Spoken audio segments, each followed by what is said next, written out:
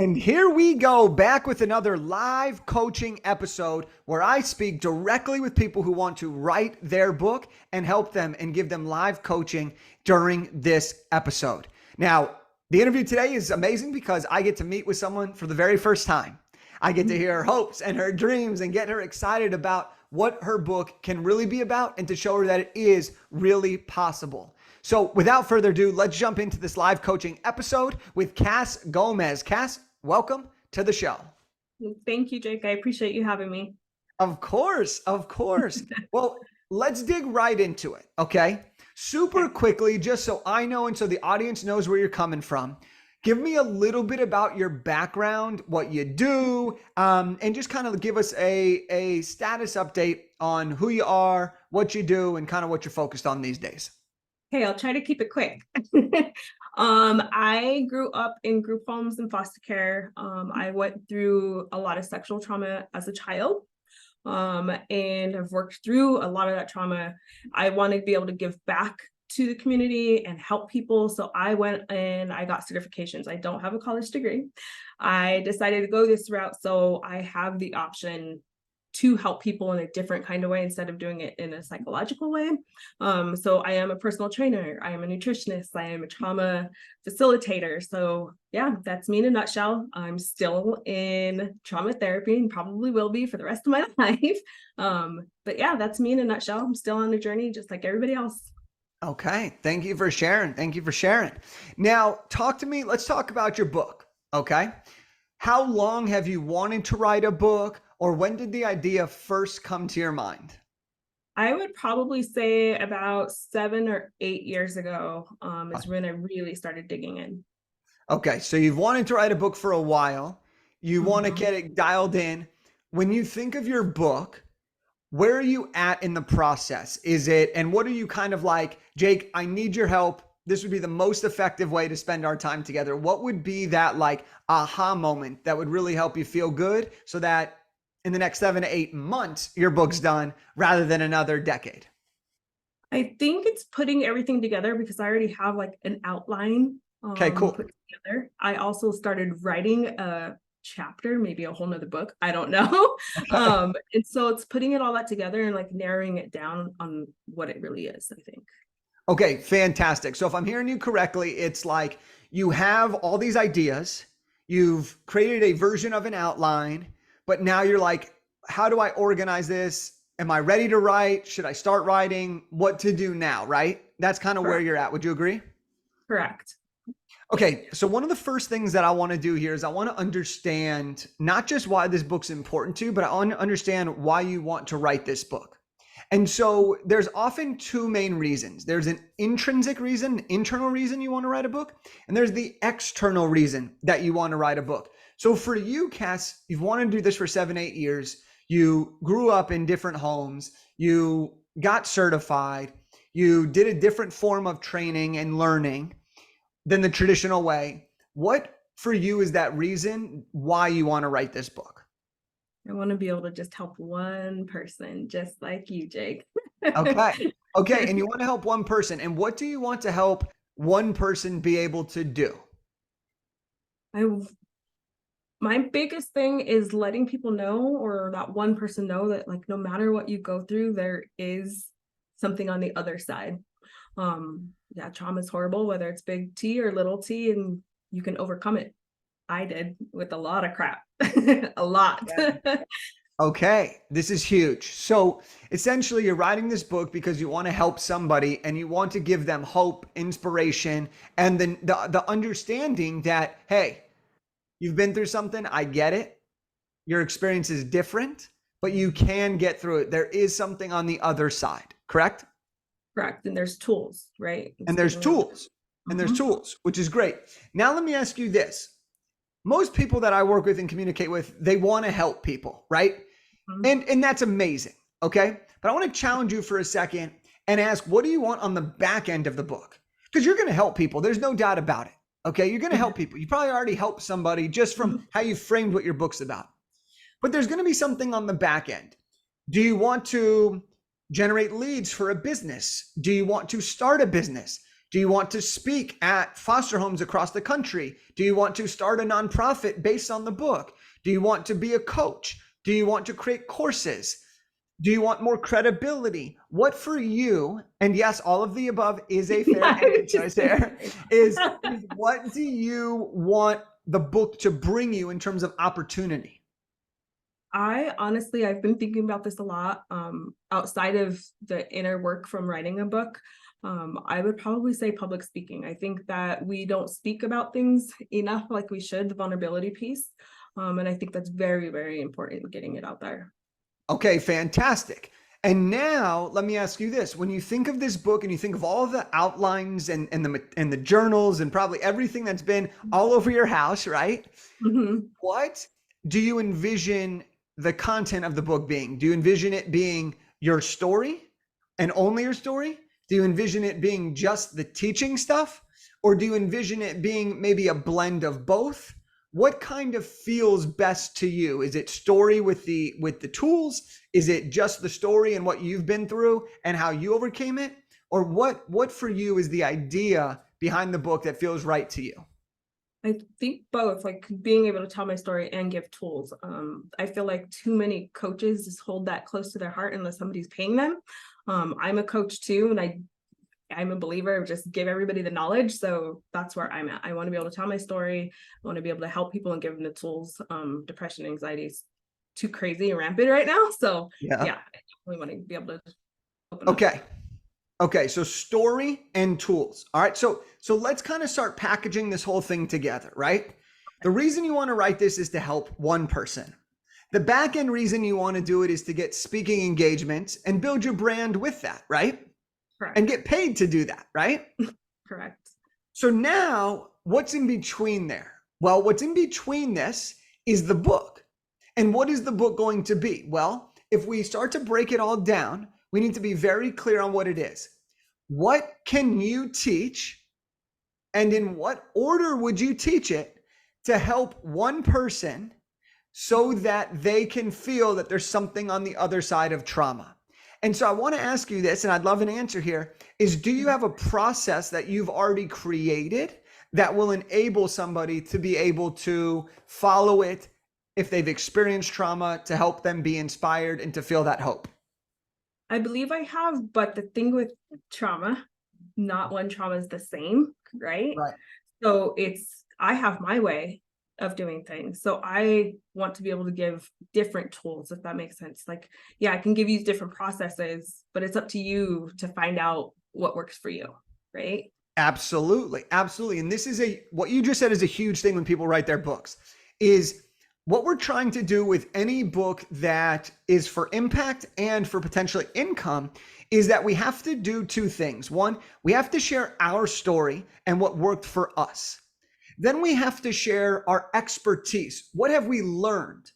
Because the truth is, for many of us who are writing books, had we known the information we now know, we would not have gone through what we went through without the tools that we now have. And so oftentimes the order of the book is different than the order of which it happened in your life. And so that's why I would ask you, what is the process that worked for you? And what are the things you would want to teach somebody in the order that would have been helpful for you when you were going through those things? Got it. Yeah. I think now, especially that I'm in a better place and now that I know what I know, I would say community, find your community.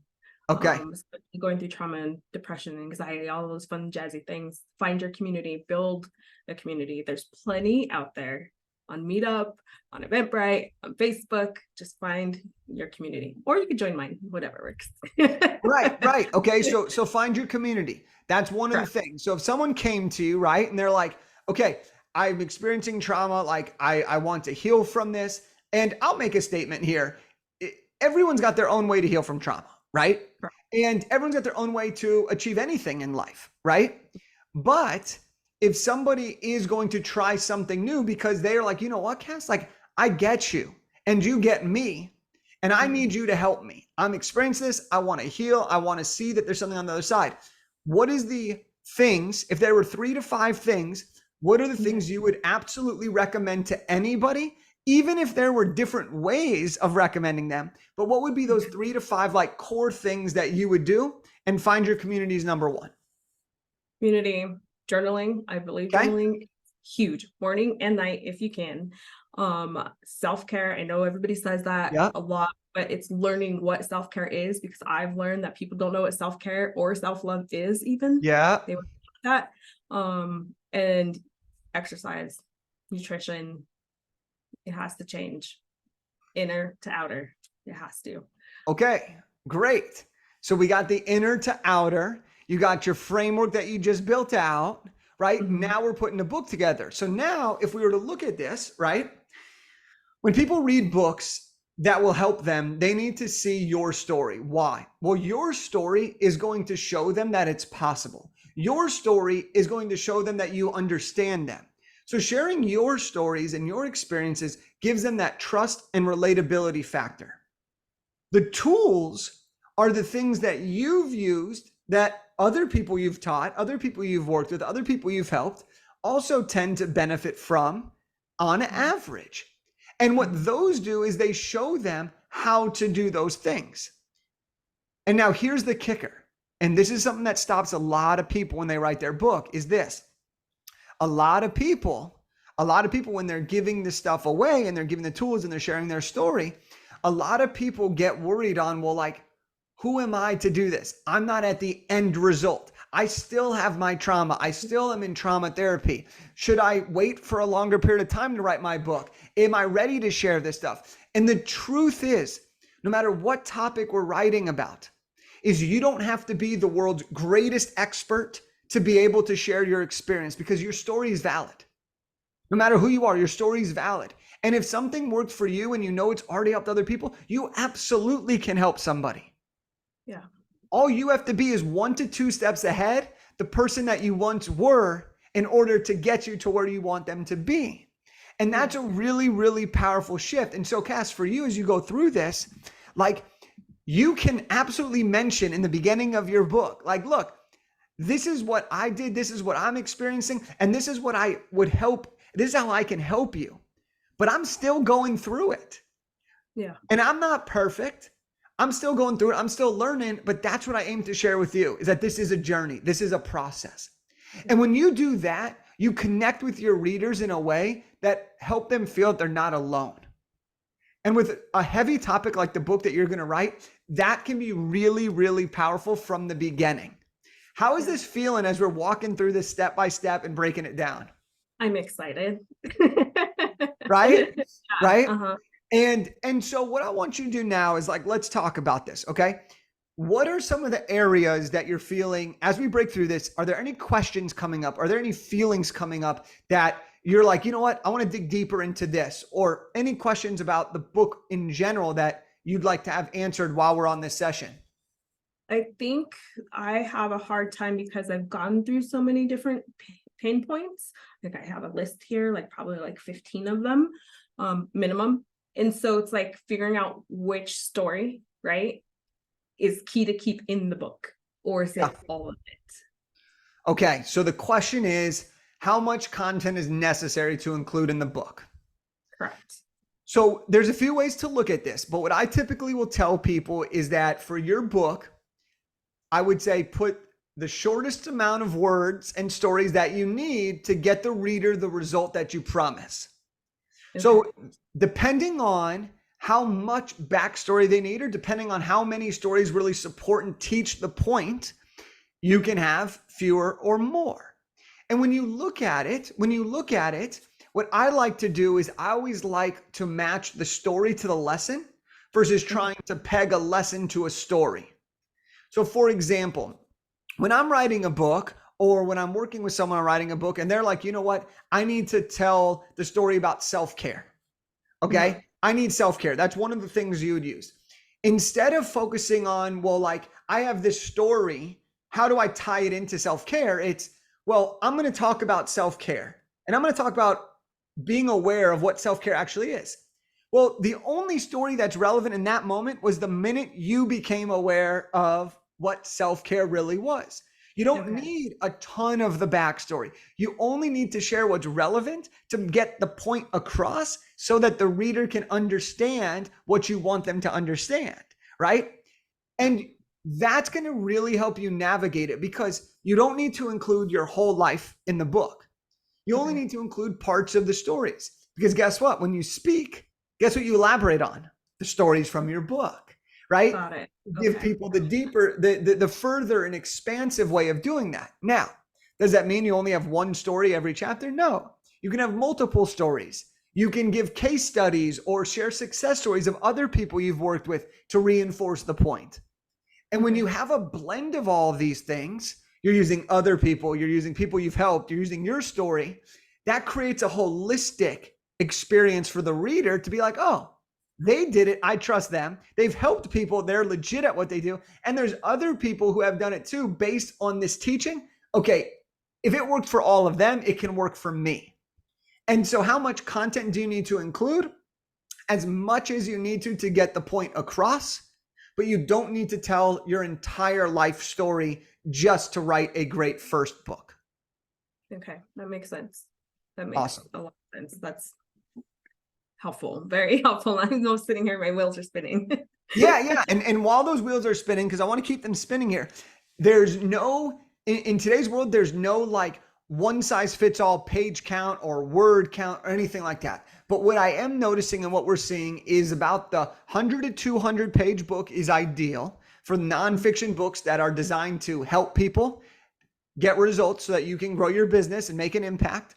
And that typically anywhere from like 20 to 45,000, with my favorite being like that 30 to 35,000 word count range. That tends to be a great sweet spot to live in. Some people do more, some people do less. But if we're really wanting some tangible and tactical numbers, those tend to be some of the ones that I recommend. As my last book was 35,000 words and it was 170-ish pages and it felt really good. It's a 2 to 3 hour read and people are finishing it and feeling great about it. And so that's another way to see how much should you include as a frame of reference. Okay. All right. And then what about, if you don't mind me asking, self-publishing? Can we talk about that a little bit and the benefits? Absolutely. Absolutely. So everyone who listens to this podcast knows I am on team self-publishing and professional publishing. Okay. And it's not because I have anything against the traditional publishing world. I just find that self-publishing or professional publishing is much more advantageous for the majority of the population. And here are some of the benefits that I find really, really effective, especially for someone in your situation, Kass. And that's this. Number one is you maintain 100% ownership, 100% of the rights, 100% of the royalties. That's a huge advantage to you because when you go to market your book and leverage your book and use your book, you don't need anyone else's permission. It's all you and you reap all the benefits. A second really huge benefit of self-publishing or professional publishing is that you control everything, meaning you control the creative, you control the team, you control the time frame and all these different things. And another third huge benefit of self-publishing is the time to market. So the time from today to the time you could launch. When you have a traditional deal, and this comes from interviews that I've done with people who have been traditionally published as well as friends and colleagues, they say the average time frame is anywhere from about 18 to 36 months to get your book out. When you self-publish, you could have your book out within 6 to 9 months. I've done it as short as 3 months, and I've seen people do it as long as a year, but it's 6 to 9 months is a sweet spot, all right?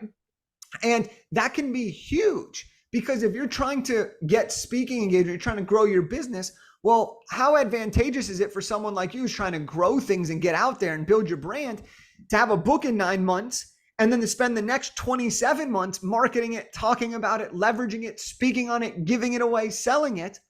Whereas otherwise, you're waiting all that time before you actually have the book out to the world. So those are a couple of the benefits that I really find valuable when it comes to traditional publishing. And it's the reason that those are the big reasons why I self-publish versus the traditional deal. Not to mention the fact that traditional publishing is very, very hard to get a deal. It's very, very hard to, like, if you're not known and if you don't have a huge audience, it's very hard to get a traditional deal, right? Okay. So there's different reasons why you'd self-publish, and then there's different reasons and advantages why you wouldn't traditional publish, right? And so do those kind of help clarify and help you understand a little more about your situation? Yeah, it does. It makes it doable, right? Yeah. Yeah. Yeah, You really know, exciting. and so when it comes to your book, like in your ideal world, right? When would you have your book ready for the world to see it? I would have liked to launch it in January 2024, but that's pretty quick turnaround. Yeah. Yeah. So let's just look at that, right? We're recording this at the time we're recording this. We're at the end of August. So essentially that would be, you'd have a 4-month time frame. Okay. Is that Mhm. doable? Yeah. Here's the coolest part though. Unless there's an absolute deadline you have to do it, when you self-publish, there's no rush. There's no forced deadlines. It's the deadlines that you set. And so one of the things that is really, really powerful is to understand what a possible timeline could look like. So let me break it down for you so that you could understand what a timeline could look like for your book and where you could spend more or less time. Would that be helpful for you? Yeah. Oh yeah. Let's do it. So let's just say, okay, and there are a few areas that you can move faster or slower, but I'm going to give you just a general time frame. From start through your outline, that could take a couple of weeks. Through writing your first draft, we encourage people to write their first draft in about 30 days. Okay. Once you're done with your rough draft, you self-edit your book. This is when you actually go through it and polish it up and improve that rough draft. That's anywhere from 2 to 4 weeks, okay? So let's say that's 2 to 3 months, depending on how much time you have, depending on a few various different factors, how much of the outline is actually good versus how much you have to change, right? All of these different things. Then you go into the editing process. Now, the editing process can take anywhere from 3 to 6 weeks, depending on what type of editing you need, depending on a few other factors. And while that's being edited, you're actually going to work on your cover design. So you're going to double dip on time, okay? So editing and cover design will take anywhere from 3 to 6 weeks. Fantastic. Okay. So now, once your book is edited, the manuscript is completely done, you're feeling excited, you're like, all right, we're so close.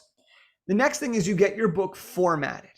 This is when the book gets its interior flair, its interior design. This is when you go from like a Word doc into what looks like a perfect manuscript. You got the margins lined, you got the table of contents, you got the clickable stuff, you got the holy shit, this is real, right? You got that, okay? And that can take 1 to 2 weeks depending on, again, I'm giving general timeframes. There are rush order people and there are people that take longer, but I'm just giving you some general times. And then you go into the publishing phase.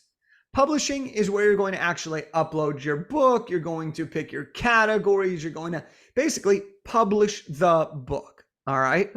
Now, in this part of the process, this can take, if you're me, I can do it in an hour. If you're a newbie, it could take you a week, it could take you 2 weeks, right? It's very dependent. And then you have the launch.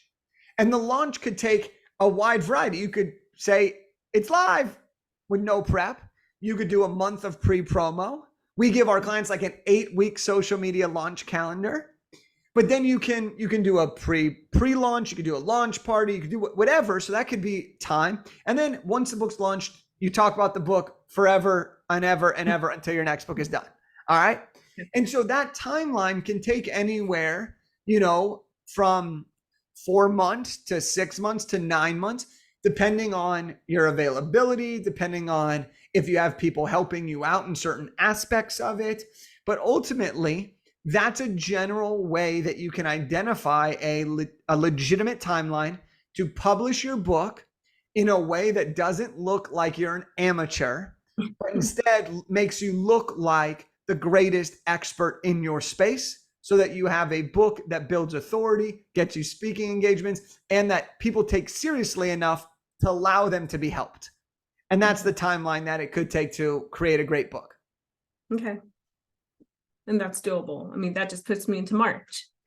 It's very, yeah. And it's very doable. And we've worked with people, just so you feel good about this. Like, we have a client, her book's coming out next month. She already sold hundreds of copies of her books and got speaking engagements before. Okay. So she was using her book to reach out to her connections and start to pre-sell it, right? Hey, if you buy 100 copies, I'll come do a speech for your organization. And her book's not even out yet. So there's a lot of really cool ways that you can market your book and leverage your book and experience your book. But that timeline is a very, very safe timeline. And we encourage people to spend about an hour a day on their book to be able to do this in that time frame. So you don't need to lock yourself away. You don't need to shut down your life for 6 months. You can run your business, build your business, spend time with family, to go out with your friends, whatever it is that you like to do. A book, we find it as an addition, not a distraction. And that's a huge, huge opportunity for you to experience. So with that said, as we get ready to wrap up here, what has been your biggest takeaway so far? Because we covered a lot. That I can get it done in a good timeline. Yeah. Now, do you believe that writing a book is possible? Oh, definitely. I already journal every day. Amazing. And I want to end this on a high note here. You've wanted to write this book for 7 to 8 years. You had this idea. You've just been given a roadmap to finish it in less than 7 to 8 months. Okay. While we're on live right now for everybody, are you willing to commit to your book and make this book project happen? Yes. Okay, everybody, you heard her on. So here's what I want to do, because you made the declaration. I believe in you, and I'm excited to support you in this journey. Where can we follow along with you? Where can we learn more about you, what you do? How can we find you on social? Tell us where to go so that we can watch you on this book journey and your career.